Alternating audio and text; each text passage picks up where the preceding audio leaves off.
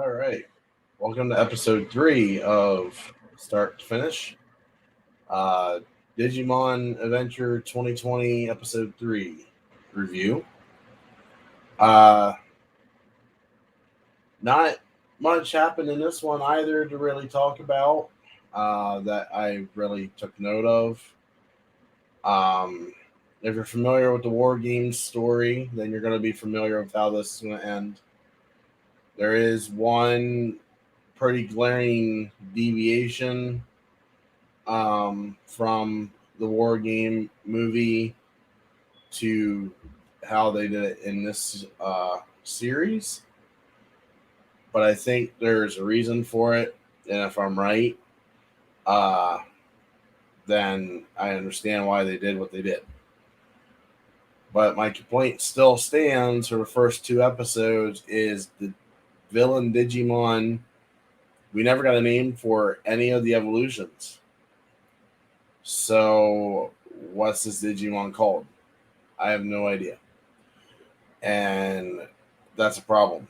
You would think that they would tell you, like, even if Izzy went and looked the name up or made up a name for it or something, just to give it a name. But then again, I guess they don't get that information because they don't even know what Omnimons to be called. So, give me a second. Oh, excuse me. Still fighting a head cold. But yeah, so the War Game story ends pretty much verbatim as it does in the movie, with the exception of we don't have Diaboromon as the final villain.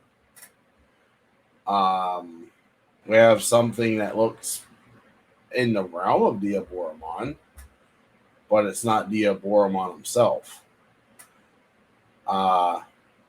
They did mention summer camp again after everything post War Game. And it was actually introduced. They did go to summer camp for like maybe all of 2 or 3 minutes. And we got introduced to Sora properly. She got her first lines of the series in this episode. We had another Miracle Feather moment with Kari. Right as the second attack began and Tai went to run out the door. And leading up into that, from that Miracle Feather moment, we see Tai running past Sora, who's running to meet Izzy, who alerted him to what's going on. And they're all running towards each other, and apparently the digital gate opens, and the 3 of them get transported to the digital world, but you only end up seeing Tai. So we get our first introduction to the digital world of this new franchise series in this at the very end of this episode. And it does look a lot different than it did in the Adventure 01. And I'm okay with that because it seems to be a lot more lively than what we had gotten before. Major differences between this and the previous Adventure 01 series is Diaboromon isn't shown at all in this episode. And only 3 of the Digidestined got transported to the digital world instead of 7 of them. In the original version, we got introduced to Garurumon and Seadramon in this episode. This is the episode that they're on the trolley, and Agumon accidentally burns Seadramon's tail, and Seadramon gets pissed about it. So yeah, that's pretty much it for the original Adventure series.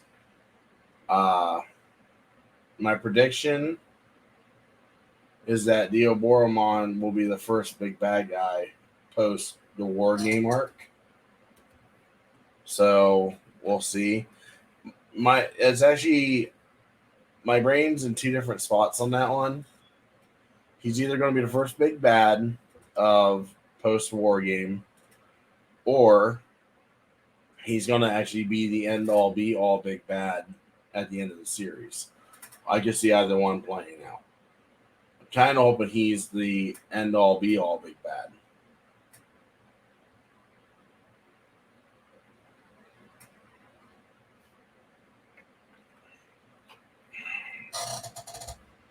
So there's not really much more to talk about in this episode, to be absolutely honest. I still like the pacing. The pacing's really good. And yeah, so there's not much more to talk about. We haven't really got to the meat and potatoes yet of this series, hence why things are a little shorter right now.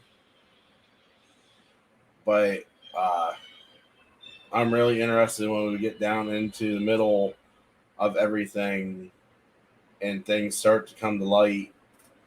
Yeah, that's one of the things I've always liked about the Digimon franchise is there's always an air of mystery at the beginning. You don't know which way it's going to swing. That I've always liked that in the beginning. But also one of the downfalls is once you get about halfway through, you kind of see the roadmap of where it's going to go. So while there's a good side to the sword, there's also a negative side to the sword. I'm not going to stay on here and ramble and kill airtime because there's no point in doing it. Again, when these videos go up, they'll start going up. This will be the third week in January, third Tuesday in January that this one goes up. I'll probably be 24 to 27 episodes in and looking for guests.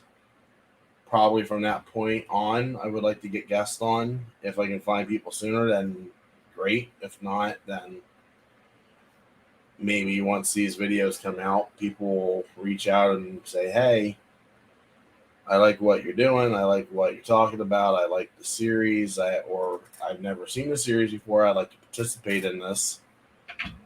Then let me know, and we'll work something out. Just find me on social media. Every place, just look up Hotel Nerd, and you'll find me. So I'm not that hard to get a hold of. And as always, like, subscribe, and share the video. It does a lot more than what people think it does, especially with the YouTube algorithm.